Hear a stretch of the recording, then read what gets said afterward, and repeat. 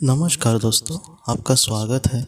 आज हम रूहो ओकावा नाम के एक बहुत बड़े लेखक की लिखी हुई किताब की समरी देखने की कोशिश करेंगे।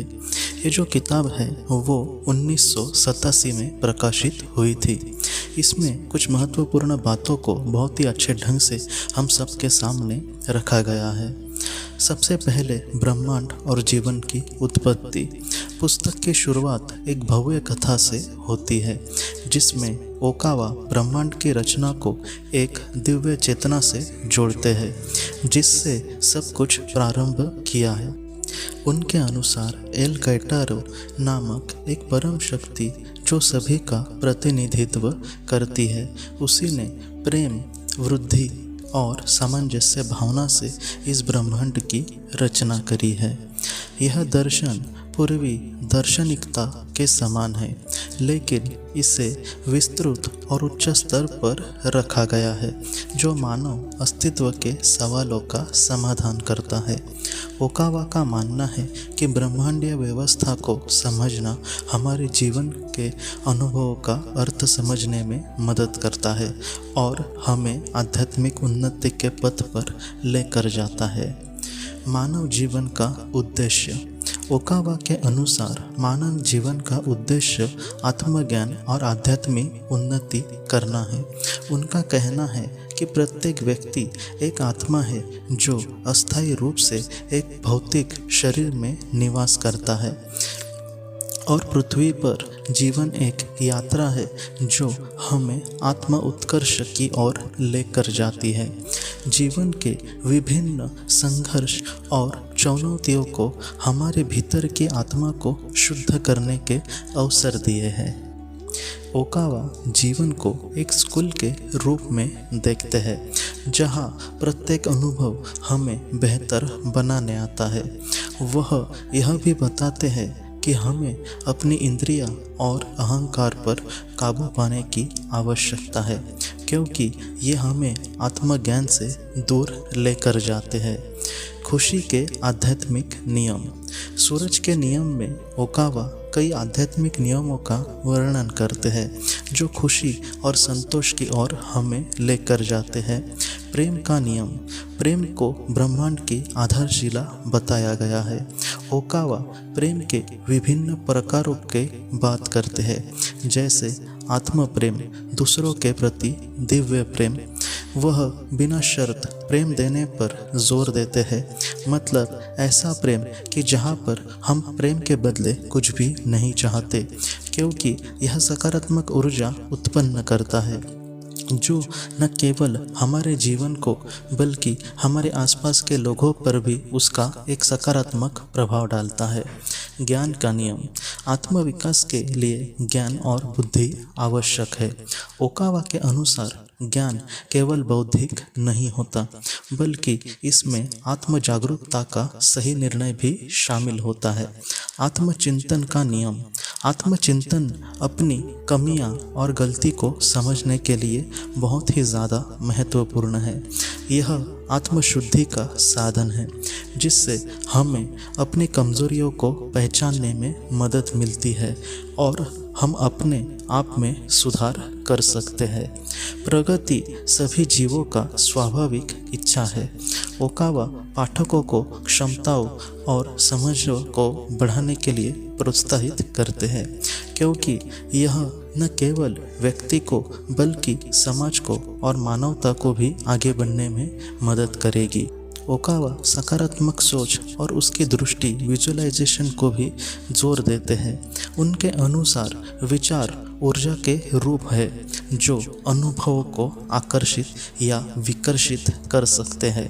सकारात्मक विचार और इच्छाएं जब विशेष उद्देश्य पर केंद्रित होती है तो एक चुंबकीय शक्ति का निर्माण करती है जो हमारे लक्ष्यों पर पूरा करने में सहायक होती है। दृष्टि का अभ्यास जिसमें अपने लक्ष्यों की स्पष्ट कल्पना करना और उन पर विश्वास करना शामिल है, हमारे मन को सकारात्मक ऊर्जा के साथ जोड़ता है। इससे व्यक्ति में आत्म प्रेरणा, दृढ़ता और रचनात्मकता का विकास होता है। पुनर्जन्म और कर्म का सिद्धांत। पुस्तक में पुनर्जन्म और कर्म के सिद्धांत पर भी गहन विचार प्रस्तुत किया गया है। ओकावा बताते हैं कि पुनर्जन्म एक प्रक्रिया है जिसके माध्यम से आत्मा विभिन्न जन्मों का अनुभव करके बहुत कुछ सीखती है और अपनी उन्नति करके आगे बढ़ती है। कर्म को कारण और प्रभाव के नियम के रूप में देखा गया है, जहाँ पिछले जन्मों के कर्म वर्तमान जीवन की परिस्थितियों को प्रभावित करते हैं। ओकावा पाठकों को प्रोत्साहित करते हैं कि जीवन की कठिनाइयों को दंड के रूप में ना देखें, बल्कि उसे सीखने के अवसर में देखने का स्वीकार करें। इससे न केवल नकारात्मक पैटर्न को तोड़ने में मदद मिलेगी, बल्कि व्यक्ति अपने कर्मों को सकारात्मकता की ओर भी जोड़ सकती है। अपनी दिव्य प्रकृति को अपनाना। सूरज के नियम का मुख्य संदेश है कि हर व्यक्ति में दिव्यता निहित है और वह सार्वभौमिक चेतना का एक अंश है।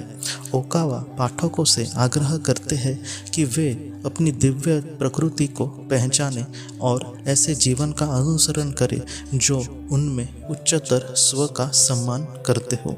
इस दृष्टिकोण को अपनाने से व्यक्ति सतही चिंताओं को पार कर सकता है और अपने भीतर शांति और संतोष का अनुभव कर सकता है। ओकावा कहते हैं कि मानवीय समस्या जैसे हिंसा, लालच और संघर्ष इस दिव्य प्रकृति को भूलने से उत्पन्न होती है। इसलिए आत्म जागरूकता और करुणा का विकास होना आवश्यक है। आत्मज्ञानी की ओर यात्रा। ओकावा के अनुसार आत्मज्ञान मानव जीवन का अंतिम लक्ष्य है, जिसे आत्म अनुशासन, विनम्रता और दूसरों की सेवा के माध्यम से प्राप्त किया जा सकता है। आत्मज्ञान एक ऐसी अवस्था है जिसमें व्यक्ति अहंकार से ऊपर उठ जाता है और प्रेम, ज्ञान और करुणा की शुद्ध समझ को प्राप्त करता है।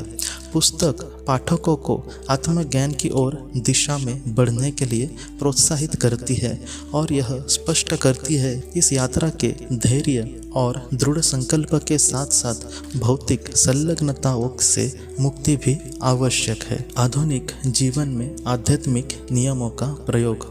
सूरज के नियम में आधुनिक जीवन में इस आध्यात्मिक सिद्धांतों को लागू करने के लिए व्यवहारिक सुझाव भी दिए गए हैं।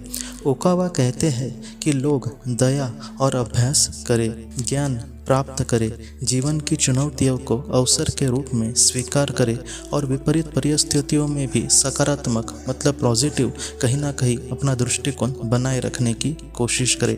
यह पुस्तक आशा का संदेश भी देती है और बताती है कि हर व्यक्ति अपनी और अपने आसपास के लोगों के जीवन में सकारात्मक बदलाव ला सकते हैं।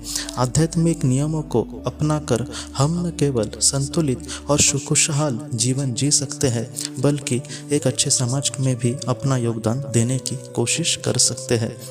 सूरज के नियम में द लॉज ऑफ सन में इस किताब में दोस्तों रूहो ओकावा द्वारा रचित एक गहन आध्यात्मिक पुस्तक है जो पाठकों को आत्मशुद्धि, आत्मज्ञान, खुशी और आंतरिक शांति के मार्ग को प्रेरित करने की बहुत ही अच्छी उन्होंने कोशिश करी है। ओकावा का मानना है कि ब्रह्मांड के आध्यात्मिक नियमों को समझकर और उन्हें अपनाकर हर व्यक्ति अपने जीवन में संतोष, सामंजस्य और उद्देश्य पा सकता है। अगर आपको संभव होगा तो इस किताब को आप ज़रूर पढ़ना। आपका बहुत बहुत धन्यवाद।